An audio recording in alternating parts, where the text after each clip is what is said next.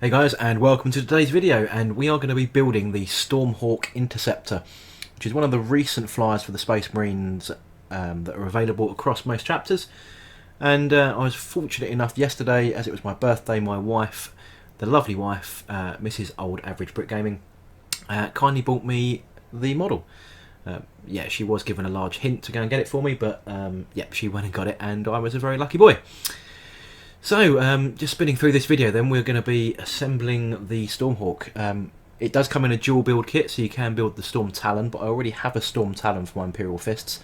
So it's a case of adding the Stormhawk to complement the rest of the flyers that I have in my collection. So, you get all these sprues, but pretty much, I think you use about one component from the original kit that came a while ago that was just the Stormtalon build. So, most of the box shares a lot of components, but there is a giant frame A, which contains all of your Stormhawk parts. So if you build either model of these, you're going to get a giant load of spares, because one frame is really for the Stormtalon, and one is for the Stormhawk, and then there's kind of a shared sprue that contains all of the main wings and torso and everything else that and the fuselage, as it were. So you are going to get plenty of spares, which is nice for the bits box. You can maybe make some terrain out of it or whatever, because you do get lots of engine parts and some wings and all the rest of it. And because of the models operate slightly differently on the battlefield. Now I want to discuss the two differences between the models towards the end of the video. So as we spin through the build, then just cleaning up the tail fin here, and then making sure that everything's nice and clean and tidy before we start putting it together.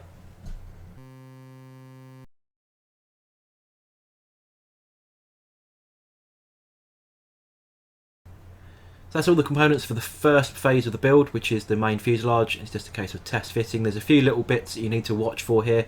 Inside the main fuselage is a small vent piece that you need to sort of squeeze in before you put the two halves together. Make sure you watch for those. There's another couple of components that are similar. Before you put sort of two halves together, you need to make sure that the inside components have been, sort of where the undercuts would have been if it was a one-piece sculpt. So there's a couple of those little bits to watch for. But in the meantime, yep, it's a relatively straightforward build, just following the instructions. This particular model doesn't hover, so there's no sort of landing gear as such, in the same way that the Stormtalon does. The Stormtalon has that weird extendy foot thing that comes out of the back tail fin, and then has landing gear just underneath the main assault cannons on the nose. That's how it sort of hovers, and it's got that twisty engine scenario, a bit of it adjusts its engine pitch so that it can go up and down, very much like the old Harrier jump jet. The Stormhawk, however, is more of a fixed wing interceptor, so it can't hover. But I'll be discussing sort of the differences towards the end of this video, as there are some interesting concepts between the two models, even though they share an awful lot in common. So torsos together, just putting on the tail fin, and just making sure the orientation's right, because I've done that before. You need the ailerons towards the back, otherwise they look silly, even though the angle of the wing you would kind of think would swoop forwards, but being a Space Marine block, obviously the laws of physics and making sure that it looks like it can fly do not apply to Space Marine flyers. The kit is very clever, the way that it interacts with sort of the common parts. So on the Stormtalon build, you'd have four sort of thrust jets at the bottom pointing downwards to control its descent and ascent. But there's some little clever parts underneath the Stormhawk build which sort of cover over those components and put sort of mini jet engines pointing backwards. So there's quite a clever use of interconnecting parts to share sort of the same bit of the main sculpt. So the design have done quite a good job on that, I think. Again, lots of common parts again for the top here. So on the Stormtalon you get sort of an antenna array, but on this one you just get a kind of block-in kind of section. It's almost like another exhaust vent that fits on the top. So another clever component then to attach the wings on the side. So on the Stormtalon you get those sort of rotational parts to make the engine pitch change from up and down. But these get covered over so that you can then get the fixed wing component over the top of it. So quite a clever little kit again for these components, just sort of overlapping the two different types of models. So yeah, kudos to the designers for this, definitely. Now on the Stormtalon, those little front pods actually form the weapon mounts for the las cannons and heavy bolters and Typhoon missile systems. On the Stormhawk, it's just sort of a mini wing section with some lighting arrays. A standard kind of Space Marine, they like to have lots of flashing LED lights or whatever all over them. Always a bit of a pain to paint, but it does cover over those little side pods with a bit of detail. Now at this stage, just sort of working out how the assault cannons go on. They are keyed to go only one way round, so just making sure that you make sure that the assault cannons are the right side for the model. So these are the fixed wings going on. The instructions do say to put the assault cannons on the wing first, but just for ease of making sure of my stupidity, I put the wings on first, because then I can make sure that the assault cannons are the correct way round, as they have a left and right sort of shield, I guess, round them, and if you get them the wrong way round, then those shields won't go on. There's an extra bit of armoured canopy gone on as well, and now we just attach the shield parts and the assault cannons under the wingtip. The Stormtalon, of course, has twin assault cannons these days, which are mounted in the nose. This one has two single assault cannons mounted at each wing. That has an impact in the game, and again I'll get to the point of that and discuss some of the differences towards the end of the video. But twin assault cannons versus two assault cannons, on paper sounds like it's the same, but actually it's not. Now you do have two different types of nose weapon here. You have a las cannon, which is a short range las cannon array, so it's still a heavy 2-shot, but it's slightly short range. Or you have an Icarus storm cannon, which is an anti-aircraft weapon. But fortunately you have enough components here to be able to switch the two nose weapons around, which is a very clever design again. So you can, and I will be doing a magnetising option on this so that I can switch them around at my will. So should I face a fly heavy army, then I'm going to go with the Icarus. Should I be facing something else, then I'll probably be switching to the las Talon.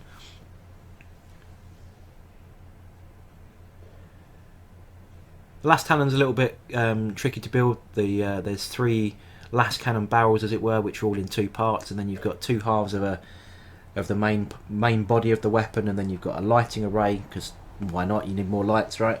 And then you've got 2 side mounts which help it attach to the underneath of the model. There you go. So you can switch between the two quite easily, but they will require a little magnet to make sure they stay in place. Moving on then, we're just building the engine pods. These are slightly different build to the Stormtalon engine pods. They are a little bit longer, but share a couple of components, but not very many in common. But with these ones, these have the third weapon that the Stormtalon possesses. Oh, sorry, the Stormhawk possesses over the Stormtalon. So Stormtalon only comes with 2 weapon options, but the Stormhawk interceptor has 3 guns by default. So you have to consider that when you're selecting one or the other, if you have a choice of the 2. Do you want that third weapon, but there's a difference in ballistic steel to consider, or do you want just want the 2 weapons and go with the Storm Budgie, the Stormtalon?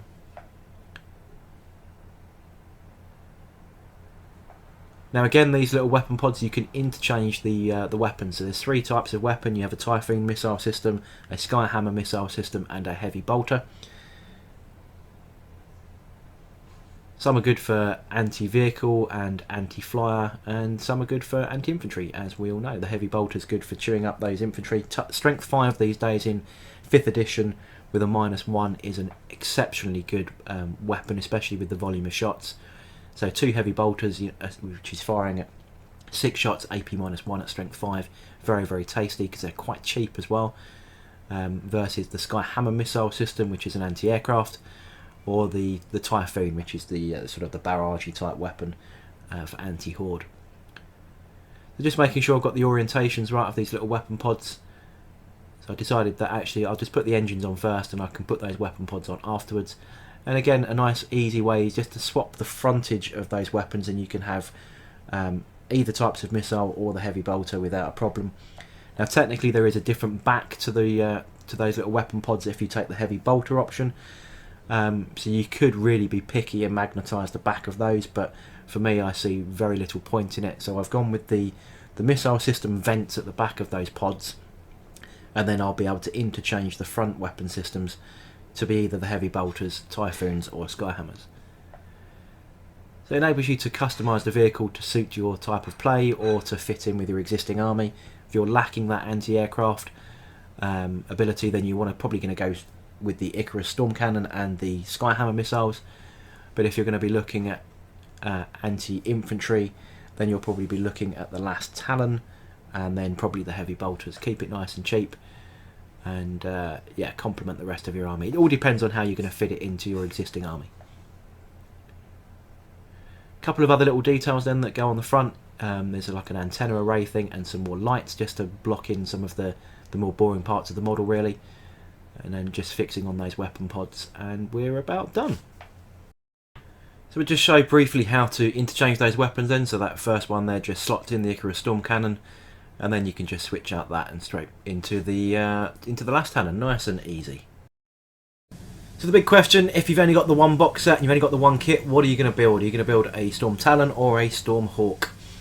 So I'm going to do a little comparison between the two, as though I think they fulfil different battlefield roles, but you could probably get away with one over the other, technically speaking. So the Stormtalon on the left then, 1 point less toughness than the Stormhawk. Quite key, because there's an awful lot of anti-aircraft kind of weapons, like Icarus type weapons, that are strength 7. So they're going to be wounding your Talon on 3s, whereas they're going to be wounding the Hawk on 4s, and I think that could make a big difference. Against strength 5 stuff, strength 4 stuff, whatever, that's not going to make any odds. That's still going to be 5s, but that 1 point of toughness can make a big difference.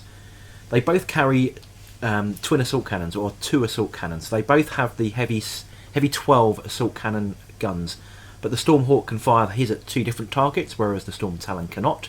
But conversely, the 2 last cannons on the Stormtalon, you can split fire those against the last Talon build that I'm highlighting here, which is a heavy 2 last cannon kind of shot. A little bit shorter range, not fussed about the range given the speed of flyers, but in effect both of those 2 vehicles have a similar weapon count with regard to last cannon and assault cannon abilities.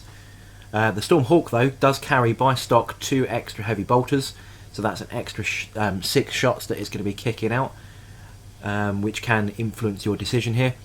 Another one that can influence your decision is the movement. So the Stormtalon is 10 inches slower at maximum range. However, it does have the ability to hover, whereas the Stormhawk doesn't. So if you run out of room, you can go into hover mode, and then you haven't got to worry about your 90-degree arc and then a minimum movement. The second advantage, other than movement, is that once you're hovering, you haven't got to move, which means you don't have a -1 modifier for your heavy weapons, which suddenly means that you can stand still, and then you'll be on 2s to hit rather than a standard 3, just because it's that +1 to hit non-flyers. So that could be very advantageous in certain circumstances. Now let's move on to what the Stormhawk is designed to do, and that's to hit flyers. And if you carry on with that build, which is the Icarus Storm Cannon and Skyhammer missiles, they also can convey a +1 to hit as well. So a +1 for the interceptor rule, a +1 for the special weapon rule. You are then -1 for hitting flyers and -1 for having to move and fire heavy weapons. You're back to a natural 3+ to hit other flyers. That's a pretty powerful rule. Flyers are turning into quite a good unit to have. I've seen quite a few. I fielded an air wing detachment myself, and if you're the only one with aircraft in the air superiority, enemies are going to struggle to hit you. So it's pretty good to be able to hit other flyers on a 3-up.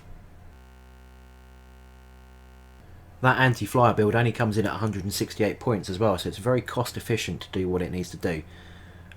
It does, however, carry the penalty of being rubbish when it comes to shooting infantry or ground troops, as those weapons might receive a +1 for other aircraft, but they receive a -1 for shooting ground targets. So you're going to be -1 to hit because you've moved with a heavy weapon, -1 because of that special ability. Suddenly you're now hitting on 5s to hit ground targets, and that's not ideal. You're becoming a bit of an orc in disguise. So the final key rule then of the Stormhawk's advantage is it gets to reroll saves of a 1. So if you're hit and you're damaged and you need to make a save, if you make a save and it's a 1, you get that reroll, give you an extra chance of making your natural save. So what's my opinion? What's going to be better? What's the choice to have? And I'm still not sure. The more I talk about this video, the more I'm unconvinced on either, really. So if your gaming group does prefer flyers, then make the Stormhawk do what it's designed to do. Take all of the anti-aircraft weapon systems, the Skyhammer and the Icarus cannon, take those and deal with enemy flyers. If your gaming group does not typically run flyers in its usual build, then I'd probably build it exactly as I've got it on screen. The assault cannons, the last cannon and the heavy bolters. Okay, you're hitting ground stuff and flyers on 4s. So it's not too bad. You're kicking out an awful lot of shots. Those 2 assault cannons against flyers are still hitting on 4s because you've got that +1 to hit flyer, but they're hitting ground targets also on 4s. And that's 12 shots. So you're going to be hitting half of them all the time, and at strength 6 you've got a good chance of wounding most things. The heavy bolters for those extra shots as well are basically a freebie, and the last cannon is a nice to hit. You're going to be hitting one of those on average with its d6 damage. That's pretty good, and don't forget you can always kick in a command point should you need it and should that situation require it. So if you can burn a command point here and there for those last cannons specifically, that's going to be pretty good. If you've got a captain nearby as well for re-rolling 1s, also a good bonus as well.